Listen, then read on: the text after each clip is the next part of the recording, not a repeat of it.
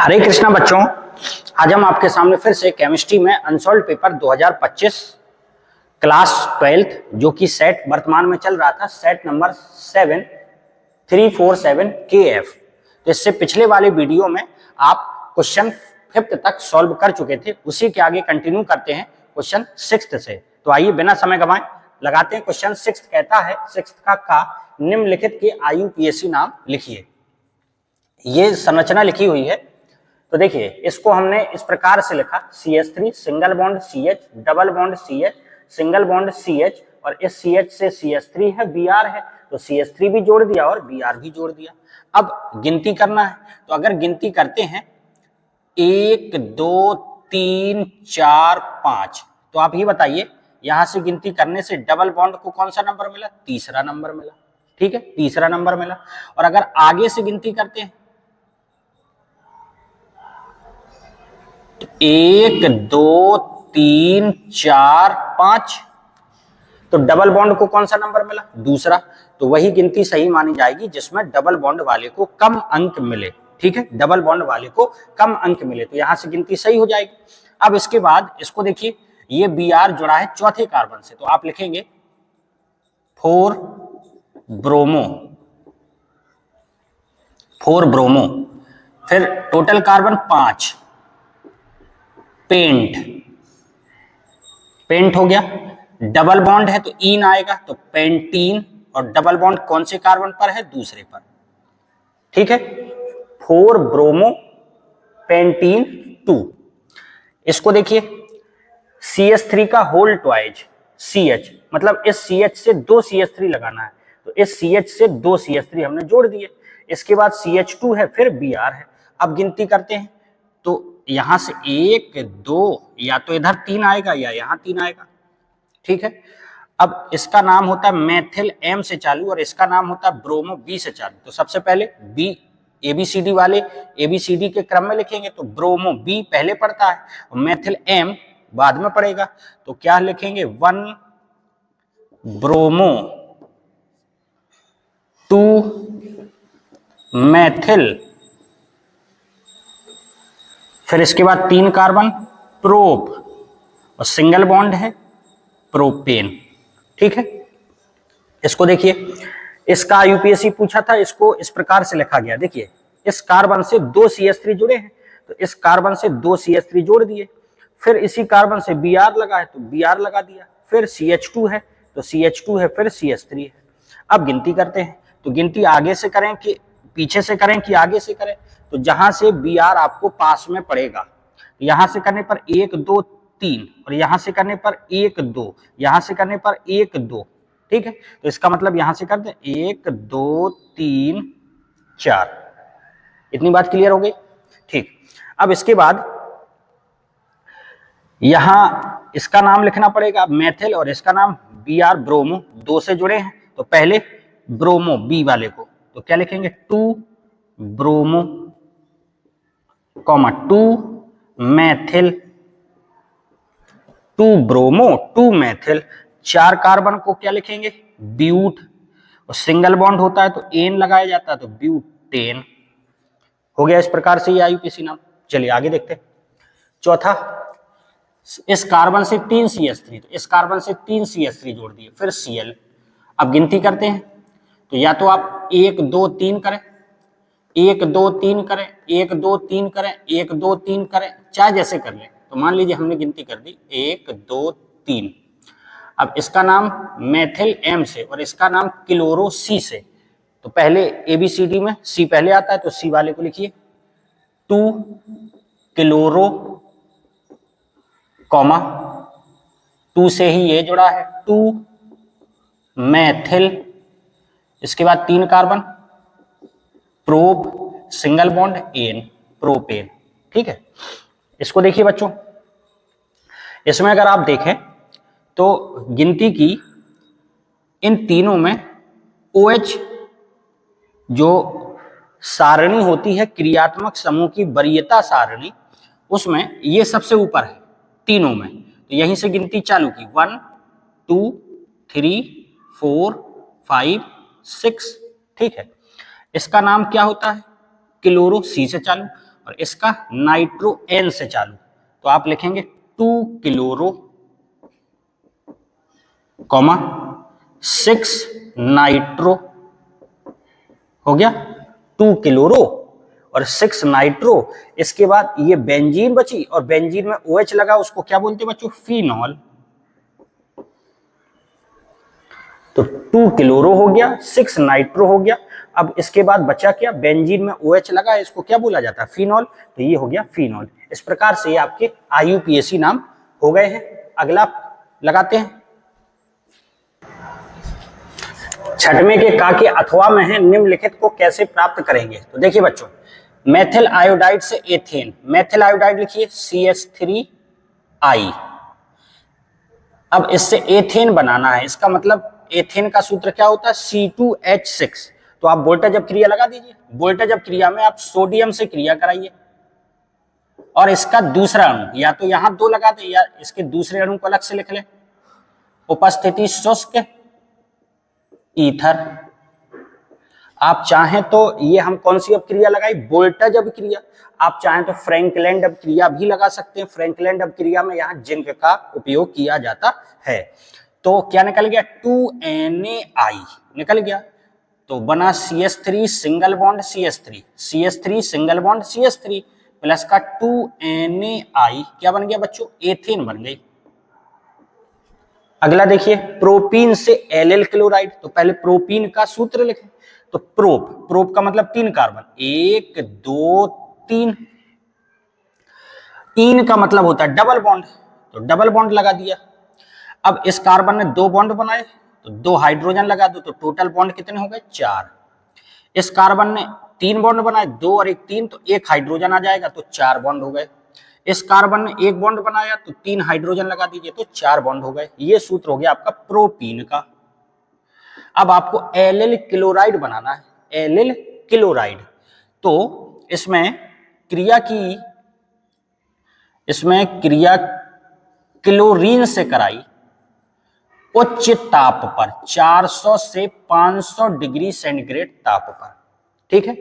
उच्च ताप पर क्लोरीन से क्रिया कराई, तो ये बॉन्ड, ये जो डबल बॉन्ड है, ये एक बॉन्ड हट जाएगा और एक बॉन्ड हट जाएगा, सॉरी, क्लोरीन से क्रिया ना करा के HCl से क्रिया कराई, HCl। तो ये एक बॉन्ड हट जाएगा और जब एक बॉन्ड हटेगा तो एक जगह H लगेगा और एक जगह Cl लगेगा।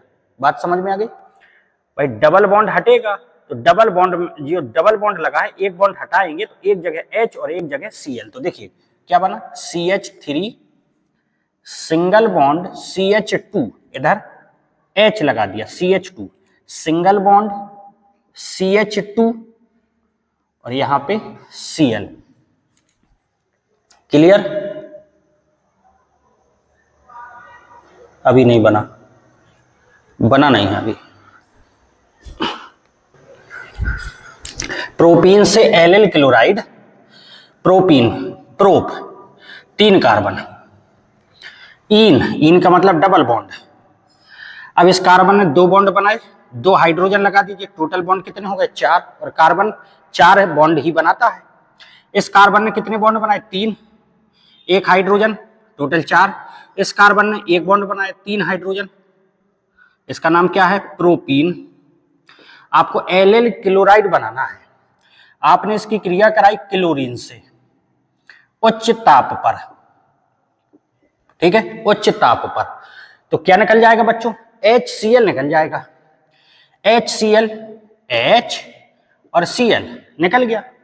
जब HCl निकल जाएगा, HCl निकल जाएगा, तो ये एक Cl बचेगा, इसके स्थान पर यहां लग जाएगा। तो क्या बनेगा, तो देखिए CH2 double bond CH, single bond CH2, single bond Cl।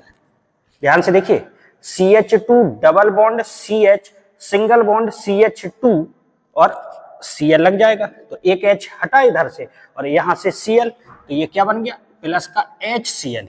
ये है आपका एलिल क्लोराइड, ठीक है। आप चाहें अगर इसको ना लिखना चाहें तो आप इसके स्थान पर सूर्य का प्रकाश भी लिख सकते हैं, सूर्य का प्रकाश भी लिख सकते हैं। इसको देखिए प्रोपीन, फिर से प्रोपीन, यही CH3 single bond CH double bond CH2। अब आपको आइसोप्रोपिल ब्रोमाइड बनाना है तो हमने इसकी क्रिया कराई HBr से, ठीक है, HBr से। मार्कोनी काफ का नियम लगाया। मार्कोनी काफ का नियम कहता है इसमें ऋणात्मक भाग कौन है, H प्लस है तो Br माइनस, तो ये है ऋणात्मक भाग, H प्लस होता है Br माइनस। तो मार्कोनी काफ का नियम कहता है ऋणात्मक भाग द्विबंध बनाने वाले उस कार्बन से जुड़ता है जहां पर हाइड्रोजन की संख्या कम होती है। तो Br इधर जुड़ेगा और H इधर जुड़ेगा और ये एक बॉन्ड को हटा देंगे। आपकी बात समझ में आई क्या? ऋणात्मक भाग द्विबंध बनाने वाले उस कार्बन से जुड़ता है जहां पर हाइड्रोजन की संख्या कम होती है। तो यहाँ Br जुड़ेगा और इधर H जुड़ेगा और ये बॉन्ड हट जाएगा एक, तो क्या बना CH3 सिंगल बॉन्ड CH, इधर Br सिंगल बॉन्ड CH3। इसी को आप बोलेंगे आइसोप्रोपिल ब्रोमाइड, आइसोप्रोपिल ब्रोमाइड या 2 ब्रोमो प्रोपेन। आगे देखिए ब्यूटीन 1, ब्यूट 4 कार्बन, 1 2 3 4। इन का मतलब क्या होता है बच्चों, डबल बॉन्ड। कौन सी पर, पहले पर। तो यहां से गिनती करोगे तो यहां डबल बॉन्ड लगा दो, यहां से गिनती करोगे तो यहां डबल बॉन्ड लगा दो। अभी तो कहीं पर भी गिनती कर सकते हैं, तो हमने यहां डबल बॉन्ड लगा दिया। अब कार्बन ने 2 बॉन्ड बनाए, 2 हाइड्रोजन, टोटल 4।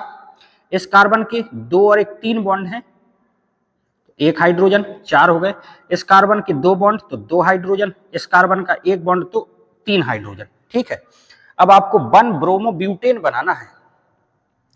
1 ब्रोमो ब्यूटेन, आपने HBr से क्रिया कराई। आपको पता है ऋणात्मक भाग द्विबंध बनाने वाले उस कार्बन से जुड़ता है जहां पर हाइड्रोजन की संख्या कम होती है। तो Br इधर जुड़ेगा क्योंकि ब्रोमो Br। अगर Br यहां जुड़ेगा तो फिर 1 नहीं आएगा, यहां कौन सा नंबर आएगा, 2 आ जाएगा। तो इसका मतलब है इसमें एंटी मार्कोनी काफ का नियम लगाना है। तो परऑक्साइड की उपस्थिति, एंटी मार्कोनी काफ का नियम कब लगता है, परऑक्साइड की उपस्थिति में। अब देखिएगा मार्कोनी काफ इसमें लगाया था, इसमें एंटी मार्कोनी मतलब उसका उल्टा, क्या, ऋणात्मक भाग द्विबंध बनाने वाले उस कार्बन से जुड़ता है जहां पर हाइड्रोजन की संख्या अधिक होती है, हाइड्रोजन की संख्या अधिक होती है। तो CH3 सिंगल बॉन्ड CH2, इधर भाई इधर अगर Br जुड़ेगा तो इधर क्या जुड़ेगा, H, CH2 single bond CH2 Br। गिनती कर लीजिए 1 2 3 4, 1 ब्रोमो ब्यूटेन, 1 ब्रोमो ब्यूटेन, ठीक है। प्रोपीन से प्रोपाइन बनाना है बच्चों। प्रोपीन का सूत्र ये लिखा हुआ है CH3 single bond CH double bond CH2। अब आयन का मतलब होता है ट्रिपल बॉन्ड। तो आपने सबसे पहले ब्रोमीन से क्रिया कराई CCl4 की उपस्थिति में। तो ये डबल बॉन्ड है तो एक बॉन्ड हटा देंगे, एक एक Br लगा देंगे, तो क्या बना CH3 CH Br single bond CH2 Br, ये हो गया, ठीक है। इसके बाद आपने एल्कोहली KOH के साथ क्रिया कराई। इसका काम होता है यौगिक को खोखला करना। यौगिक जब खोखला होगा तो यहां से HBr निकल जाएगा, यहां से भी HBr निकल जाएगा, तो 2 HBr निकल जाएगा। बचा क्या, CH3 single bond C, HBr निकल गया, यहां से HBr निकल गया, सिंगल बॉन्ड CH, बात समझ में आई क्या, HBr तो C भर बचा, HBr तो CH बचा। अब इस कार्बन के तो 3 और 1 4 बॉन्ड हैं, इस कार्बन के 2 बॉन्ड हैं और इस कार्बन के भी 2 बॉन्ड है, तो बीच में ट्रिपल बॉन्ड आ जाएगा। तो इस कार्बन के 3 और 1 4 बॉन्ड, इस कार्बन के 3 और 1 4, ये क्या बन गया बच्चों, प्रोपाइन। क्या बन गया ये, प्रोपाइन। तो इस प्रकार से ये अथवा की जो रिएक्शन थी वो कंप्लीट हो गई। अगला खा नंबर देखते हैं। खा कहता है निम्नलिखित से कार्बोक्सिलिक अम्ल प्राप्त करने का रासायनिक समीकरण लिखिए। टालुइन से पहली रिएक्शन, टालुइन से अम्ल प्राप्त करना है, तो इसका ऑक्सीकरण करा दीजिए KMnO4 अम्लीय H2SO4। तो ये एक रूल है, यदि बेंजीन रिंग से कार्बन हाइड्रोजन या ऑक्सीजन जुड़ा हो, बेंजीन रिंग से डायरेक्ट कार्बन हाइड्रोजन या ऑक्सीजन जुड़ा हो, उसका प्रबल ऑक्सीकारक द्वारा ऑक्सीकरण कराते हैं तो पूरा समूह बदल जाता है COOH में। ठीक, और साथ में क्या बन जाएगा, 3 H थे, एक आया H2O बन जाएगा। कितने ऑक्सीजन, 3, बन गया आपका अम्ल। दूसरा एथेन नाइट्राइल CH3CN, 2 कार्बन है एथेन और CN को क्या बोलते हैं, नाइट्राइल। इससे भी अम्ल बनाना है तो आप क्या करें, अम्लीय जल अपघटन करा दें जल से क्रिया अम्ल की उपस्थिति में, तो ये डायरेक्ट CN जो CN है ये बदल जाता है COOH में, COOH में। अब C तो आ गया, N नहीं आया तो N क्या बनाएगा, NH3 बनाएगा, NH3, ये भी अम्ल बन गया। ठीक, तीसरा एथेनेमाइड CH3CONH2, 2 कार्बन है तो एथेन आ जाएगा और CONH2 को क्या बोलते हैं, एमाइड। आपको अम्ल बनाना है, इससे अम्ल बनाना है तो जल से क्रिया इसकी भी करा दीजिए। तो जैसे आप जल से क्रिया कराएंगे तो ये बनेगा CH3COOH, N यहां से हटा तो NH3 बन जाएगा। चौथा RMGX, ग्रिग्नार्ड अभिकर्मक है, RMGX, इससे अम्ल बनाना है तो बच्चों ये इसकी क्रिया आप करा दीजिए CO2 से, कार्बन डाई ऑक्साइड।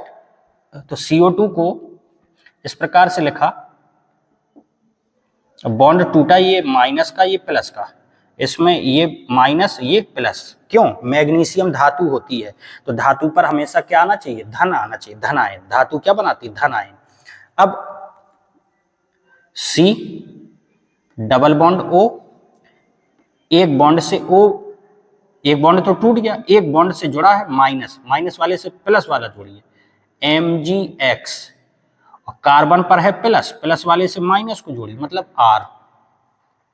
इसके बाद अम्लीय जल अपघटन करा दीजिए, अम्ल की उपस्थिति में जल से क्रिया, तो होगा क्या, यहां से ये बॉन्ड टूटेगा और H2O का मतलब क्या होता है, HOH, तो यहां तो पहले से O है तो यहां कौन पहुंच जाएगा, H, और यहां क्या पहुंच जाएगा, OH। क्या बचा आपका, तो देखिए RCOOH, RCOOH प्लस MgOH, ये क्या बन गया, कार्बोक्सिलिक अम्ल। अगला है 5वां benzoic anhydride, benzoic anhydride C6H5CO, C6H5CO, ये क्या हो गया, बेंजोइक एनहाइड्राइड। इसकी क्रिया जल से कराइए तो जल क्या होता है, HOH, तो C6H5COOH बन गया, C6H5COOH। अब बचा क्या, C6H5COOH, इसका मतलब 2 C6H5COOH। ये भी देखिए कार्बोक्सिलिक अम्ल बनाना था, कार्बोक्सिलिक अम्ल बन गया। तो H2O से क्रिया कराई, H2O से क्रिया कराई तो C6H5COOH, C6H5COOH दो अणु बेंजोइक अम्ल के बन जाएंगे। तो ये हो गया। इसके अथवा में जो क्वेश्चन है उसको भी देखते हैं। छठवें का खा का अथवा है डाइएथिल ईथर की HI से अपक्रिया की क्रिया विधि समझाइए। तो डाइएथिल ईथर C2H5OC2H5 HI से रिएक्शन हुई तो देखिए यहां से OC2H5 इधर से H ले लीजिए, क्या बन गया C2H5OH। अब बचा क्या C2H5I, C2H5I, ठीक है। इसकी क्रिया विधि के लिए आपको स्टेप बाय स्टेप लिखना पड़ेगा कि किस प्रकार से इनकी रिएक्शन होती है। तो ये हो गई, हमने आपको केवल रिएक्शन समझाई। क्रिया विधि इसकी अलग से वीडियो बना के आपको समझा दी जाएगी। एल्कोहल के निर्जलन की क्रिया विधि हम इससे पिछले वाले वीडियो में समझा चुके हैं, आपको रिएक्शन बताई जा रही है। एल्कोहल C2H5OH क्रिया विधि निर्जलन की, इसकी क्रिया कराई आपने सांद्र H2SO4 160 से 170 डिग्री सेंटीग्रेड पर। H2O निकल जाएगा, HOH H2O निकल गया, क्या बचा C2H4 CH2 double bond CH2 ethylene C2H4 बन गया प्लस का H2O। तो ये एल्कोहल के निर्जलन की क्रिया विधि है बच्चों। इसकी क्रिया विधि को हमने इससे पिछले वाले वीडियो में जो वीडियो डले हैं उसमें इसकी क्रिया विधि समझाई है। तो इस प्रकार से आज के इस वीडियो में छठवां क्वेश्चन कंप्लीट हो गया। इसके आगे वाले वीडियो में क्वेश्चन 7वां जो लास्ट क्वेश्चन बचा है तो उसको लगाया जाएगा।